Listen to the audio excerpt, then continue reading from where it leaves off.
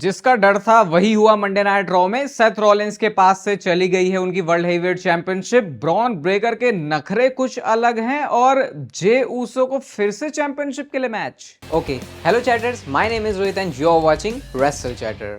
तो आज इस वीडियो में रिव्यू करने वाले हैं मंडे नाइट रॉ के एपिसोड को। और जैसा मैंने एक्सपेक्ट किया था कि मंडे नाइट रॉ में बहुत सारी स्टोरी जो है प्रोग्रेस करने वाली है मेजर वे में, वैसा ही एग्जैक्टली हम लोगों ने देखा है। और अगर आप हर बार चैनल पे रिव्यूज को एंजॉय करने के लिए आ जाते हो तो भाई इस वीडियो को लाइक कर दोगे तो मुझे थोड़ा सा अच्छा लग जाएगा। सबसे पहले जो शो की स्टार्टिंग है वो एडम पियर्स से होती है। और जैसा हमको पता था कि एडम पियर्स सेथ रॉलिंस के बारे में अपडेट देने वाले हैं, वो अपडेट एग्जैक्टली उन्होंने यहाँ पर दी और कहते हैं कि देखो फिजिकल अपडेट के ऊपर ही सीधा वो आते हैं, लेकिन इससे पहले कि वो कुछ ज्यादा बोलने के लिए चलते एक एसयूवी निकल के आती है जिसमें से निकलते हैं Bron Breakker world heavyweight championship के साथ। उनके साथ पॉल हेमन होते हैं, उनके साथ ब्रॉनसन रीड भी होते हैं। और जैसा हम आजकल डब्ल्यूडब्ल्यू को देखते हैं कि वो बैक स्टेज से ही पूरा मतलब पार्किंग लॉट से ही पूरी वो एक ही कैमरा शॉट से एंट्रेंस कर देते हैं, वही चीज उन्होंने करते हुए दिखाई। और सही में एक बार फिर से ब्रॉन ब्रेकर के पास में वर्ल्ड हेवीवेट चैंपियनशिप बहुत ज्यादा सूट कर रही है। अगर मैं ये सोचूं कि उनके पास अनडिस्प्यूटेड चैंपियनशिप है तो वो फील नहीं आ रही, लेकिन वो टाइटल वो जो थोड़ा डिटेल्ड वर्क है और थोड़ा ओल्ड स्कूल टाइप की जो वाइब ब्रॉन ब्रेकर देते हैं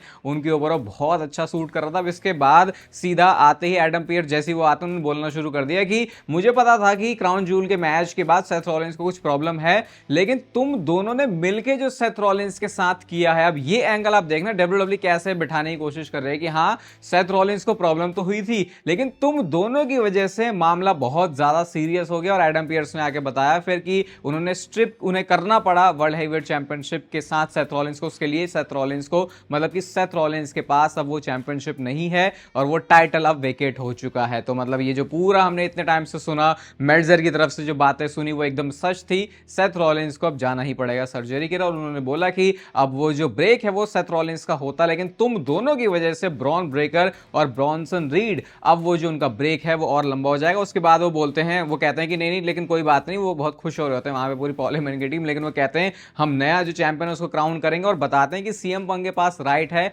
चैंपियनशिप के लिए लड़ने का क्योंकि वो नंबर 1 कंटेंडर है। और अब यहां पे एक बैटल रॉयल भी होने वाली है। तो पहले तो जैसे ही ये बोला कि सेथ रॉलिंस को स्ट्रिप कर दिया चैंपियनशिप से, क्राउड ने बू किया, लेकिन जैसे एडम पियर्स ने बोला कि आज मेन इवेंट में मैच होगा तो मानना पड़ेगा भाई जो क्राउड था आज का मंडे नाइट रॉ का बहुत अच्छा था। और उस बैटल रॉयल के में जो है हमको पता चल जाएगा कि कौन सीएम पंक को फेस करेगा और फिर उस विकेट चैंपियनशिप के लिए मैच होगा। अब इसके बाद क्या होता है, एडम पियर्स बड़े इज्जत से बोलते हैं कि यार देख ब्रॉन ब्रेकर ये जो टाइटल है वो हैंड ओवर कर दो मुझे। अब ब्रॉन ब्रेकर का एटीट्यूड देखो, और पहले मुझे समझ नहीं आया कि ये क्यों कर रहे हैं ऐसा। ये मतलब इवन क्राउड ने वहां पे दिस इज ऑकवर्ड के भी चैंट लगा दिया था, लेकिन बाद में समझ में आया कि अच्छा ये तो पूरी इसको एक कहानी की तरह बनाने की कोशिश कर रहे थे। ब्रॉन ब्रेकर हंसते हुए बोलते हैं कि अच्छा अगर मैं टाइटल तुझे ना दूं तो ऐसा करके उन्होंने बोला पॉल हेमन की फट गई, क्योंकि कई बार ब्रॉन ब्रेकर पॉल हेमन के हाथों से ही निकल जाता तो पॉल हेमन को लगा भी कुछ गड़बड़ ना कर दे। उसके बाद पॉल हेमन ने थोड़ा सा कन्विंस किया, फिर से ब्रॉन ब्रेकर कहता भाई इज्जत से बोल, इज्जत से बोलेगा तो मैं तुझे दे दूंगा। फिर इज्जत से बोला एडम पियर्स ने, फिर ब्रॉन ब्रेकर कहते नहीं नहीं भाई प्लीज करके बोल। और उसके बाद एडम पियर्स ने लास्ट में प्लीज बोल भी दिया। और फिर ब्रॉन ब्रेकर जब चैंपियनशिप देते भी हैं तो भाई वो तुम्हारे ब्रांड का जनरल मैनेजर है, उसको थोड़ी सी तुम्हें इज्जत दिखानी पड़ेगी, लेकिन वो इज्जत बिल्कुल भी दिखाई नहीं ब्रॉन ब्रेकर ने उसके बाद भी। और वो टाइटल उतार के एडम पियर्स को नहीं, वो पहले जो है पॉल हेमन को देते हैं कि भाई तू करेगा, मैं इसको डायरेक्ट तो बिल्कुल भी नहीं देने वाला। उसके बाद पॉल हेमन ने वो जो टाइटल है वो एडम पियर्स को दिया और एडम पियर्स वो चैंपियनशिप को लेके वहां से चले जाते हैं। अब यहां पे असली मुद्दा था विजन का, और पता ये चला कि अभी भी इस फैक्शन को ये विजन के नाम से ही कॉल कर रहे हैं। ऐसा नहीं कि सेथ रॉलिंस के जाने के बाद अब इसका नाम कुछ बदल गया है, डिवीजन हो गया, ऐसा कुछ नहीं है। विजन नाम के साथ ये फैक्शन आगे चलने वाली है। और पॉल हेमन यहां पे कहते हैं कि सारे लोग हम पे गुस्सा क्यों हैं, और यहां पे उन्होंने डब्ल्यूडब्ल्यू अनरियल का रेफरेंस भी दे दिया और कहते हैं मुझे पता है कि हाँ हम भी अनरियल देखते हैं कि हम विलेंस हैं, हम नेगेटिव रोल प्ले करते हैं, हम हील वर्ड भी उन्होंने ड्रॉप कर दिया। वो बड़ा इंटरेस्टिंग था कि अच्छा तुम लोग हमें बू करोगे। तो ऐसे ये स्टोरी लाइन में भी अब इस बात को ऐसे लेके आ रहे हैं, जो कि वैसे ऐसा लग रहा था कि अनरियल बिल्कुल अलग चीज है और डब्ल्यूडब्ल्यू की प्रोग्रामिंग अलग है। वैसे तो अनरियल की जो प्रमोशन है वो रॉ के बीच में होती भी रहती है तो इतना वो फर्क पड़ता नहीं, उसके बाद सबको पता चले ही है सब कुछ। पॉल हेमन कहते हैं कि विजन का कोई लेना देना वैसे भी सेथ रॉलिंस से था नहीं, मैंने रोमन रेंस और सीएम पंक को ये सेथ रॉलिंस की वजह से नहीं छोड़ा, मैंने फ्यूचर की वजह से छोड़ा, जो कि फ्यूचर है ब्रॉनसन रीड और ब्रॉन ब्रेकर। उसके बाद इन दोनों को हाइप करते हैं और कहते हैं कि मुझे पहले से ही मैंने ये ब्रॉन ब्रेकर के लिए किया था क्योंकि ब्रॉन ब्रेकर फ्यूचर है और रेसलमेनिया मेन इवेंट करेगा, मैंने ब्रॉनसन रीड के लिए किया था क्योंकि मुझे पता है रोमन रेंस से बेटर है ब्रॉनसन रीड और इसलिए उसने ऑस्ट्रेलिया में रोमन रेंस को हरा भी दिया। अब ये बात तो मुझे नहीं पता कि सही में पॉल हेमन ऐसा बिलीव करते हैं कि ब्रॉन्सन रीड बढ़िया है रोमन रेंज से, लेकिन एक बात जरूर पता है कि इस दिवाली में आपने भर भर के चीट किया है, बहुत सारी इधर उधर ऊपर नीचे की चीजें खाई हैं, मिठाइयाँ खाई हैं, जो कि सही भी होता है फेस्टिव में, मतलब कई बार ऐसा कर लेना चाहिए, इवन मैंने भी खुद किया। लेकिन अब इसके बाद अपनी हेल्थ डाइट को लेकर आपको फिर से स्ट्रिक्ट हो जाना चाहिए, क्योंकि बॉडी को बेस्ट लेवल पर रखने से ही आप अपनी बॉडी से बेस्ट लेवल का आउटपुट निकाल सकते हो। और नेचुरल टीन पे जाके अपना प्रोटीन का स्टैक आप पूरा दोबारा से भर सकते हो। वेबसाइट पर जाके आरपंत वाला कोड यूज कर लेना, मेरा नाम ले लेना शॉर्ट में, आपको एक बढ़िया सा डिस्काउंट भी मिल जाएगा। और इतना सब कुछ चीज़ें हम जो उल्टी सीधी खा लेते हैं उसमें गिल्ट करने की कोई जरूरत नहीं है, मैं खुद खा लेता हूँ। बट हाँ, उसके बाद बैक टू रूटीन अगर आ जाते हो तो उससे बेस्ट चीज़ आपकी बॉडी के लिए कुछ नहीं हो सकती। तो लिंक आपको नेचुरल टीन का डिस्क्रिप्शन और पिन कमेंट दोनों में ही मिल जाएगा। बाकी आप और भी प्रोडक्ट्स उनके देख सकते हो, सब है इंडिया की हाईएस्ट क्वालिटी के प्रोडक्ट। मैं नहीं बोल रहा, उनके सर्टिफिकेशंस बात करते हैं। अब इसके बाद पॉल हेमन भी कुछ बात करते हैं और कहते हैं कि मैंने विजन के ऊपर जो है ब्लड लाइन को पिक किया, सेथ रॉलिंस अपनी जो रिस्पॉन्सिबिलिटीज हैं उनको ले नहीं पाया, इसलिए भाई वो बिलोंग भी नहीं करता विजन में। कहते हैं वो कोई रेवोल्यूशनरी ऐसा कुछ भी नहीं है वो। और साथ में उन्होंने बम शोल्डर बिच भी बोल दिया सेथ रॉलिंस को, क्योंकि उनके कंधों पर ही चोट लगी थी और क्राउड ने उसके ऊपर एकदम अच्छी वाले जो रिएक्शन है वो भी दिया। फिर उसके बाद पॉल हेमन बोलते हैं कि सेथ रॉलिंस का जो स्पॉट है अब वो ब्रॉन ब्रेकर लेके जाने वाला है, क्योंकि वो मेन इवेंट करेगा। विजन कोई हिस्ट्री नहीं है, विजन रिविजन हुआ है, ऐसा खुद बोला ये पॉल हेमन ने। तो हो सकता है इसका नाम जो है रिविजन भी रख दें।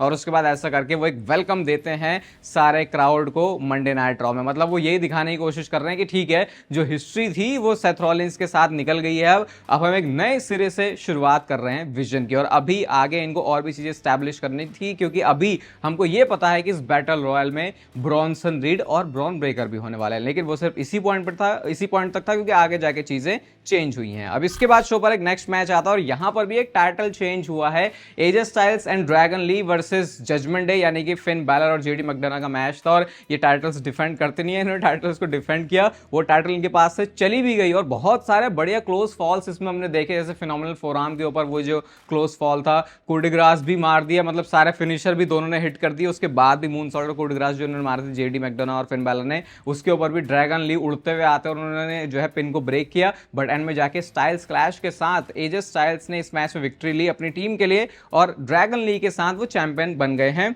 अब मैं इस चीज को किस तरीके से लूं मुझे खुद नहीं समझ में आ रहा, क्योंकि ठीक है एजे स्टाइल्स के पास चैंपियनशिप आई है, लेकिन क्या ये वो चैंपियनशिप है जो कि मैं उनके पास देखना चाहता हूं, या फिर मैं इसको इस तरीके से देखूं कि कुछ ना से कुछ ही सही, पता नहीं इसके ऊपर क्या ओपिनियन फॉर्म करना चाहिए मुझे। बट फिलहाल एजे स्टाइल्स के कंधों पर एक चैंपियनशिप आ गई है और ये मैच भी बहुत बढ़िया था। देखो ये टाइटल मैच की तरफ फील हुआ, ये बात कहनी पड़ेगी इस मैच के बारे में। इसके बाद शो पर बैक स्टेज से सेगमेंट था जिमी एंड जे उसो का, और इनके बीच में भाई बहुत बढ़िया इन्होंने वो मतलब इंटेंसिटी दोनों के बीच में जो गर्मा गर्मी है वो जैसे ही स्क्रीन पे आते हैं फील हो जाते हैं। लेकिन फिर ये भी लगता है भाई ये तो भाई हैं, ये लड़ जाएंगे सही में। अब क्या होता है, जिमी और जे उसो जब आते हैं तो फिर जिमी उसो ने सीधे बोला अच्छा अब मैं क्या तुझे मुझे एक्नॉलेज करना चाहिए। जे उसो ने थोड़ी सी अपनी गलती मानी, वो कहते हैं कि हाँ शायद जो मैंने बोला वो सही नहीं था, मैं थोड़ा ऐसा पगला गया था, गुस्से में था। और जैसे ही वो बिग ऊज भी बोलते हैं जिमी उसो तभी भड़क गया कि रोमन रेंज कहां से आ रहा है। वो कहते हैं कि ना रोमन रेंज यहाँ शो पर है ना रोमन रेंज बैटल रॉयल में है, हम दोनों बैटल रॉयल में हैं। और जो तू बात बोल रहा था ना कि रोमन रेंज ने तुझे बताया था कि तू दूसरे के फट्टों में पड़ा हुआ इसलिए तू चैंपियनशिप नहीं जीता, भाई बात ये नहीं है,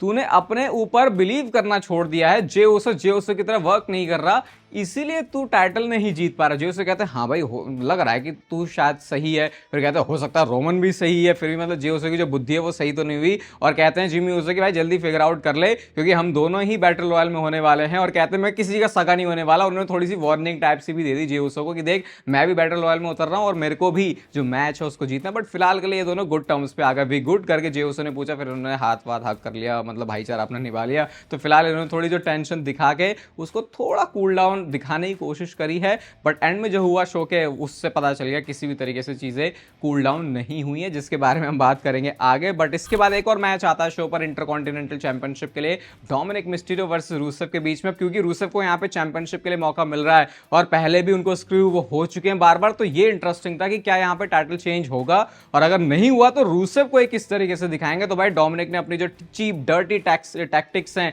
उसका यूज किया। पहले तो उन्होंने जो है शुरुआत से ही रूसेव को मारना शुरू कर दिया मैच शुरू होने से पहले ही, और वो हैमर वाली ट्रिक उन्होंने फिर से लगाने की कोशिश करी, लेकिन रूसेव ने वो देख लिया, उन्होंने हैमर तो निकाल दिया, बट जब तक वो हैमर लेके जा रहा था रेफरी और रेफरी का ध्यान नहीं था डोमिनिक पे, लो ब्लो उन्होंने हिट कर दिया और उसके बाद अपने फिनिशर्स लगा के इस मैच में पिन कर दिया डोमिनिक मिस्टीरियो ने रूसेव को, और चैंपियनशिप को उन्होंने रिटेन कर लिया है। तो भाई ये तो मतलब किसी भी तरीके से जो तरीका है डोमिनिक मिस्टीरियो निकाल लेते अपनी चैंपियनशिप को रिटेन करने का। उसके बाद वहां पे पेंटा भी आते हैं और फिर पेंटा ने आके एंड में अटैक भी किया रूसेव पे, क्योंकि उस सारे प्रोसेस में रूसेव ने पेंटा को भी लपेट दिया था। तो इनकी अलग ही पंगेबाजी चल रही है। अब ऐसा लग रहा है कि शायद डब्ल्यूडब्ल्यू एक बड़े 3-वे मैच की तरफ बढ़ सकती है, जहां पे ये डोमिनिक मिस्टीरियो की इंटरकॉन्टिनेंटल चैंपियनशिप को ऑन द लाइन रखेंगे। अब इसके बाद शो पर फिर से एक और मैच आता है विमेंस इंटरकॉन्टिनेंटल चैंपियनशिप के लिए, बेकी लिंच वर्सेस मैक्सीन के बीच में। और भाई मैक्सीन ने पिछले कुछ हफ्तों में जो राइज किया है, आज का क्राउड पूरा पूरा पीछे लगा हुआ था मैक्सीन के कि भाई ये चैंपियनशिप जीत जाए, अगर हम इसको क्राउन होता हुआ देख लेंगे तो मूवमेंट बन जाएगा, इसके लिए खुद भी अच्छा होगा। और पूरे लिमिट्स तक भी ले गई मैक्सीन बेकी लिंच को, इतना ले गई कि इस मैच में डिस्क्वालिफिकेशन ही करना पड़ गया बेकी लिंच को, और डिस्क्वालिफिकेशन की वजह से आपको पता है जो टाइटल चेंज है वो होता नहीं है, एंकल लॉक वगैरह वो सब कुछ लगा दिया। तो भाई ये जो बात है वो देखनी पड़ेगी मैक्सीन की कि कैसे पिछले कुछ हफ्तों में लोग उनको बोलते थे कि यार वो तो अच्छी भी नहीं है, लेकिन अब ऐसा हो गया है कि लोग उनको चैंपियन बनते हुए देखना चाहते हैं, और एक्चुअल में उनका जो टोटल कैरेक्टर वर्क है वो भी बहुत अच्छा है, अब तो उनकी रेसलिंग भी बहुत अच्छी हो गई है। तो शायद ऐसा लग रहा है कि डब्ल्यूडब्ल्यू एक बोल्ड मूव अगर सोचती है तो आगे जाकर वो ट्रिगर पुल कर सकती है, और वो जो चैंपियनशिप है वो मैक्सीन के पास आ सकती है। इसके बाद शो पर नेक्स्ट हमको बैक स्टेज से सेगमेंट दिखता है, और भाई ये बहुत ज्यादा फनी था, और शो के स्टार्टिंग में वो जो दिस इज ऑकवर्ड के चैंट थे, अब उन्हें समझ में आया होगा कि डब्ल्यूडब्ल्यू यहाँ पे एग्जैक्टली करना क्या चाहती थी। तो होता क्या है कि पॉल हेमन जाते हैं एडम पियर्स के पास में, बहुत टाइम से वो उनके पीछे लगे हुए होते हैं। तो वो क्या होता है, ग्राफिक चेंज के बारे में एडम पियर्स बताते हैं, और पॉल हेमन ने पूछा अच्छा क्या ग्राफिक चेंज है। ग्राफिक चेंज ये है कि ब्रॉन ब्रेकर और ब्रॉनसन रीड अब उस ग्राफिक में नहीं है जो कि बैटल रॉयल का था। तो वो कहते हैं अच्छा ऐसा क्यों, तो वो कहते हैं कि मतलब ऐसे करके उनको ये था कि भाई जैसे कि थोड़ा वो एटीट्यूड अपने भी उसमें आया, भाई जनरल मैनेजर है वो। तो फिर एडम पियर्स खुद कहते हैं अब तुम चाहोगे कि मैं ब्रॉनसन रीड और ब्रॉन ब्रेकर को इसमें डालूं वगैरह, हाँ डालो, तो कह रहे लेकिन उसके लिए प्लीज बोलना पड़ेगा, और फिर वो प्लीज वाली चीज को यहाँ पे लेके आते हैं। अब बहुत ही इज्जत से पॉल हेमन ने बोल भी दिया, क्योंकि वो तो भाई तेरा रहता नहीं है, वो तो बात तो कर लेता है वो अच्छे से प्यार से। पॉल हेमन के सब कुछ बोलने के बाद भी नो बोल के वो दरवाजे को स्मैश करके पॉल हेमन के मुंह पे, मतलब लिटरली नहीं, मतलब ऐसा खड़े थे, और वो एडम पियर्स वहां से चले जाते हैं। तो ये जो जनरल मैनेजर का भी कैरेक्टर दिखा रहे हैं भाई, ये बहुत बढ़िया चीज हुई है पिछले कुछ टाइम में। और अगर मैं विंस मैकमैन के टाइम की बात करूं तो वो बहुत टाइम पहले की बात है जब जनरल मैनेजर का भी इतना रोल हुआ करता था। रिसेंट उनके लास्ट के जो कुछ साल रहे थे उसमें मैंने जनरल मैनेजर को देखा ही नहीं था, ऐसा लगता था भाई इसका क्या ही काम है, ये नहीं भी होगा तो वैसे भी चीजें ऑफिशियल हो ही जानी। लेकिन ये बड़ा देख के सही लगा, और एडम पियर्स ने अपना पूरा एटीट्यूड दिखाया, और ब्रॉनसन रीड और ब्रॉन ब्रेकर इस मैच से बाहर हो चुके हैं। स्टोरी के हिसाब से भी ये सही है, क्योंकि ऐसे करके डब्ल्यूडब्ल्यू अलाउ कर सकती है कि अगर वो अभी ब्रॉन ब्रेकर और ब्रॉनसन रीड के लिए इस बैटल रॉयल में कुछ ज्यादा नहीं सोच रही, तो उनके कैरेक्टर को भी या उनके ओवरऑल जो भी उनका मोमेंटम चल रहा है उसको ना तोड़ा जाए। तो फिलहाल तो ब्रॉनसन रीड और ब्रॉन ब्रेकर दोनों ही इस बैटल रॉयल से बाहर हो चुके हैं, और इसी का ट्रांजिशन होता है फिर पॉल हेमन और बेकी लिंच के सेगमेंट में भी। और ये भी अगर मैं प्रॉप्स देना चाहूंगा ट्रिपल एच को, क्योंकि ऐसी चीजें पहले नहीं दिखाई जाती थी कि ठीक है सेथ रॉलिंस चला गया तो बेकी लिंच का क्या ही लेना देना, लेकिन यहाँ पे उन्होंने उस सेगमेंट को दिखाया कि बेकी लिंच का रिएक्शन क्या है पॉल हेमन को लेकर। और भाई जो गंदी गंदी गालियां यहाँ पे बेकी लिंच ने दी हैं, सबसे पहले तो पॉल हेमन ने एक्सप्लेनेशन दिया डिफेंस में, बोला कि देखो हम जो है सर्वाइव करने के लिए चीजें करते हैं, सेथ रॉलिंस सर्वाइव नहीं कर पाया, and you can have both. तो एक हॉट हस्बैंड अपने घर पे देख सकती है, और ऑन द रोड तेरे पास अडोरेबल ओरेकल है। पता नहीं एग्जैक्टली इस बात से पॉल हेमन वही बोलना चाह रहे थे जो मेरे को समझ में आया उनकी बातों से, लेकिन ऐसा उनका कॉलर पकड़ के उनको क्या बोला था, पेंगुइन फेस प्रिक करके उन्होंने पॉल हेमन को बोला, और ये बोला भाई ज्यादा यहाँ पे बकलोली करने की जरूरत नहीं है, मार पिटाई तेरी भी हो जाए। मतलब थोड़ा ने डरा ही दिया पॉल हेमन को, बट पॉल हेमन को इस बात से कोई फर्क पड़ा नहीं, क्योंकि उनको पता है उनके पास कौन है, ब्रॉनसन रीड और ब्रॉन ब्रेकर। तो उनका जो कॉन्फिडेंस है अभी तो फिलहाल बहुत ऊपर चल रहा है। इसके बाद शो पर एक मैच आता है स्टेफनी वकैर और रॉक्सैन के बीच में। स्टेफनी वकैर को हमने 619 भी हिट करते हुए देखा है, रिंग साइड से रकेल रोड्रिगेज भी होती हैं जो कि थोड़ा बहुत ऐसे डिस्ट्रैक्शन का काम करती ही हैं, बट मैच तो ऑब्वियसली स्टेफनी वकैर को ही जीतना था। लेकिन मैच के बाद रकेल रोड्रिगेज ने जब अटैक किया तो सेव करने के लिए निकी बेला आती है, और निकी बेला को जिस तरीके से इंट्रोड्यूस किया है इन्होंने स्टेफनी वकैर वाली स्टोरी लाइन में, कहीं ना कहीं आज उनकी बातों को देख के भी ऐसा लग रहा था कि अभी तो वो भले ही स्टेफनी वकैर की साइड है, लेकिन एक बहुत मेजर प्रोग्राम टाइम बहुत जल्दी शुरू हो सकता है स्टेफनी वकेर और निकी बेला के बीच में, जो कि इस सारे प्रोसीडिंग में एक एंगल दिखा सकता है जहां पे निकी बेला का हील टर्न होगा, क्योंकि एक मेजर एंगल तो डब्ल्यूडब्ल्यू डेफिनेटली उनको देने वाली है। अब इसके बाद बैक स्टेज से एक और सेगमेंट आता है, ये पॉल हेमन, ब्रॉन्सन रीड और ब्रॉन ब्रेकर का। और ब्रॉन ब्रेकर को ये बात बिल्कुल पसंद नहीं आ रही कि भाई हम बैटल रॉयल से गायब क्यों हो चुके हैं। कहते हैं ये क्या हुआ, हम आए थे वर्ल्ड हेवीवेट चैंपियनशिप के साथ में और अब हम बैटल रॉयल में भी नहीं है। और इसके बाद पॉल हेमन ने जो पट्टी पढ़ाई है ब्रॉन ब्रेकर और ब्रॉन्सन रीड को, कहते हैं कि बहुत टाइम पहले 2002 में एक रूकी था, उसने मेरी सुनी और वो नाम था ब्रॉक लेसनर, जो कि आगे रॉक से मैच करता है। फिर वो सीएम पंक की बात करते हैं कि एक बंदे ने फिर से मेरी सुनी और देखो कितना वो 400 दिनों का जो टाइटल रेन था उसकी बात करते हैं। फिर कहते हैं कि रोमन रेंस बिग डॉग, उसने बहुत सारे मेन इवेंट किए लेकिन फिर उसने मेरी बात सुनी और सिर्फ उसके ट्राइबल चीफ वाले रेन को ही याद रखा जाता है। तो वो कहते हैं भाई अभी जो मैं कर रहा हूं, जो मैं चीजें जिस तरीके से देख रहा हूं, मेरे हिसाब से चलो, तुम्हें ज्यादा कुछ दिमाग लगाने की जरूरत नहीं है। और इतना इंप्रेस हो गए भाई। इसके बाद ब्रॉन ब्रेकर कहते हैं यार अभी तो बहुत कुछ सीखने की जरूरत है। तो ब्रॉन्सन रीड कहते हैं हाँ हाँ मी टू। उसके बाद कहते हैं लेकिन बहुत सारे लोगों को बजाना भी है। तो फिर उसके बाद ब्रॉन्सन रीड भी कहते हैं हाँ हाँ मुझे भी बजाना है। तो ये बड़ा इन्होंने मतलब ये जो कैरेक्टर में डेप्थ है ना, ये जो भी चल रहा है विजन की पूरी स्टोरी में, कि ये सीरियस भी हो जाते हैं, ये बहुत बुरी तरीके से मार भी देते हैं,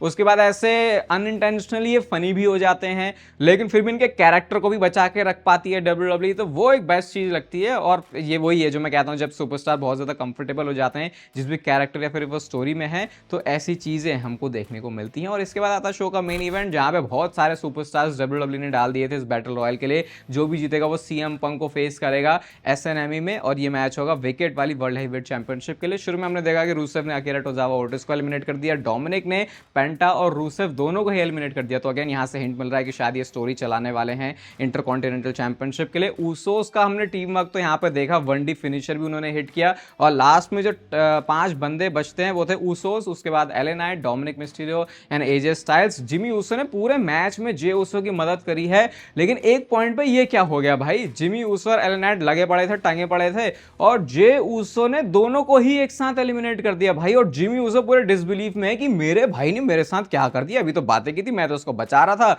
मैं तो खुद अपनी चौड़ में घूम रहा था, मैं गुस्सा था, लेकिन फिर भी बैटल रॉयल में मैंने इसका पूरा साथ दिया। 2-3 बार उन्होंने बहुत इंपॉर्टेंट जगहों पे बचाया उनको, और उसके बाद तो भाई ये बंदा मुझे ही निकाल रहा है। और जे ऊसो का भी अलग ही वगैरह, भाई मैं तो अपने लिए हूँ, ये हूँ वो हूँ। और उसके बाद डोमिनिक मिस्टीरियो जो कि एलिमिनेट हो गए थे वैसे तो, लेकिन रेफरी ने देखा नहीं था, बट फिर भी वो 619 के लिए जाता है, लेकिन सीधा उड़ा के जे ऊसो ने फेंक दिया है और जे ऊसो ये मैच जीत गए हैं। इसका मतलब कि Jey Uso versus CM Punk का मैच होगा वर्ल्ड हेवीवेट चैंपियनशिप के लिए। जे ऊसो का ऑब्वियसली मैच में जीतना बहुत ज्यादा क्रिटिसिज्म लेके आएगा, बट आई थिंक डब्ल्यूडब्ल्यूई के पास दूसरा कोई ऑप्शन नहीं था, क्योंकि शायद वो एले नाइट को अभी उस स्पॉट के लिए नहीं देख रहे, क्योंकि शायद एले नाइट के पास वो चैंपियनशिप वैसे भी नहीं आने वाली। तो आज की मंडे नाइट रॉ देखो, मुझे तो काफी बैलेंस्ड और अच्छी लगी है। इसको मिलेगी 4 स्टार की रेटिंग। बाकी नेचुरल टीन का लिंक आपको डिस्क्रिप्शन और पिन कमेंट दोनों में मिल जाएगा। अब अपनी डाइट को जो गड़बड़ किया उसको फिक्स करने का मौका आपके लिए आ गया है। बाकी इस वीडियो को यहाँ तक देख रहे हो तो लाइक कर दो, चैनल को सब्सक्राइब कर दो ऐसे और मस्त डब्ल्यूडब्ल्यूई से रिलेटेड कंटेंट के लिए। बाकी तब तक फिर लेते रहो जिंदगी के मजे।